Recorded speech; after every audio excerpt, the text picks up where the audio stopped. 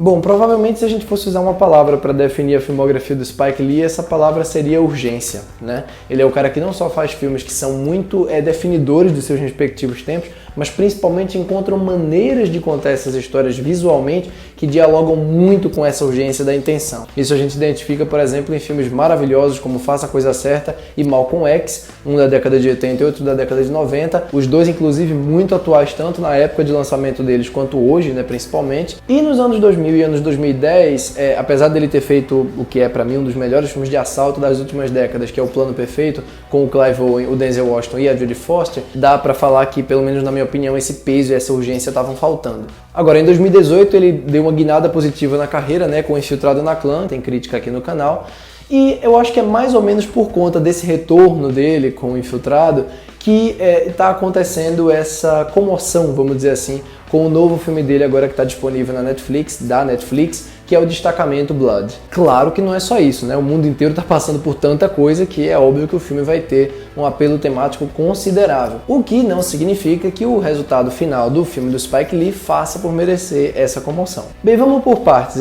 O Destacamento Blood, muito basicamente, trata de 5 veteranos de guerra afro-americanos que voltam para o Vietnã muitos anos depois para encontrar um tesouro que eles deixaram lá na época da guerra. Eles perderam um líder também nessa época, um líder muito importante para eles, aparentemente, que é interpretado pelo Chadwick Boseman, que ficou conhecido aí pelo Pantera Negra, e claro que nessa jornada eles querem também encontrar os restos mortais desse colega deles. Sendo um filme do Spike Lee, a gente já espera que ele vá fazer um monte de trucagem com a montagem, vá resgatar um monte de imagens antigas para fazer conexões com o que está se passando no filme, vai refazer certas cenas com referências a certos acontecimentos históricos, o que, claro, está tudo muito bem na teoria. Aliás, já que eu usei urgência para definir a carreira do Spike Lee, eu vou definir o Destacamento Blood com teoria. Tudo aqui fica na teoria. São 2 horas e 35 para começar, em que a primeira hora inteira é praticamente impenetrável. O filme não só tem que gritar sobre o que ele está falando e as correlações temáticas dele, o que,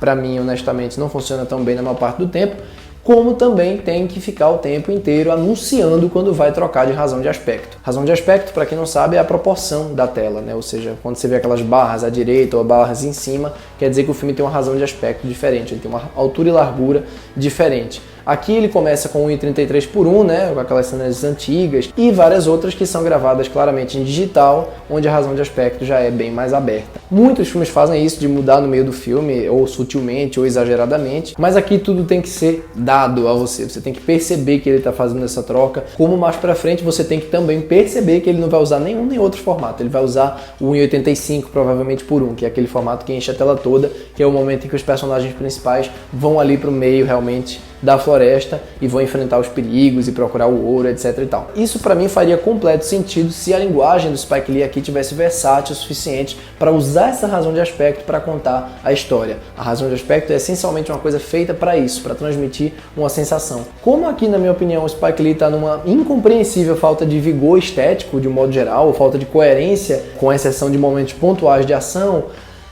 acaba se tornando um recurso cansativo, hiperexpositivo e óbvio demais também. E o chato é que o Spike Lee troca todos aqueles planos super elaborados dos melhores filmes dele, não pela sobriedade muito precisa do Infiltrado na Clã, mas por um negócio que de vez em quando gosta de lembrar que é ele que está dirigindo o filme. Então assim, um personagem dá um abraço no outro e ele replica aquilo ali de outro ângulo. É uma coisa que é recorrente na filmografia dele, né? Outra coisa que me surpreendeu muito negativamente aqui é a falta completa de noção nas escolhas musicais. No início ele estava usando a trilha de um jeito até coerentemente genérico, vamos dizer assim, para lidar com essa unidade aí das cenas de ação que tem uma carinha meio de wargame, assim, a galera do meio da guerra dando tiro, tinha carinha mesmo de videogame aquilo ali. Genérico, mas ok, acho que dá pra levar. Mas aí lá pra frente, quando os personagens estão no meio de uma situação em que estão encontrando ouro e de repente tem uma frustração ali, começa uma trilha pseudo-aventuresca de filme de Spielberg que não tem nada a ver com esse filme aqui. Tudo isso me frustra porque a história em si é muito boa, né? A ideia de você trazer de volta esses veteranos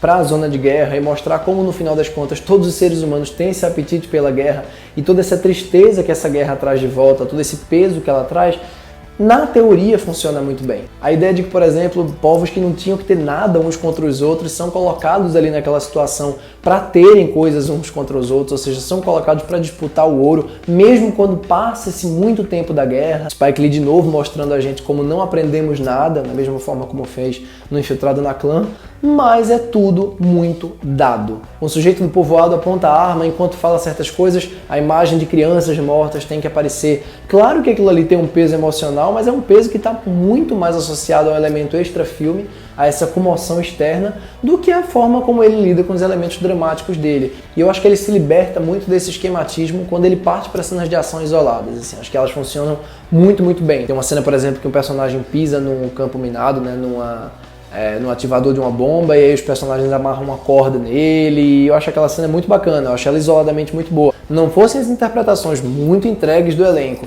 não fossem as cenas de ação isoladas, que são muito bacanas, e alguma inspiração visual ali no Spike Lee em alguns momentos do filme, o Destacamento Blood seria pra mim a decepção do ano. Não foi. Essa é a minha opinião sobre o Destacamento Blood. Eu espero que você tenha curtido o vídeo. Se você de fato curtiu, deixa aí seu like para ajudar o canal a crescer. Se você não curtiu, deixe seu dislike também. Se você discorda de mim, comente aí nos comentários. Se concorda, comenta também. Se inscreva no canal e ative o sininho das notificações. Toda vez que você quiser ver um vídeo novo, vai aparecer para você. É isso. Um abraço para todos e até a próxima. Tchau, tchau.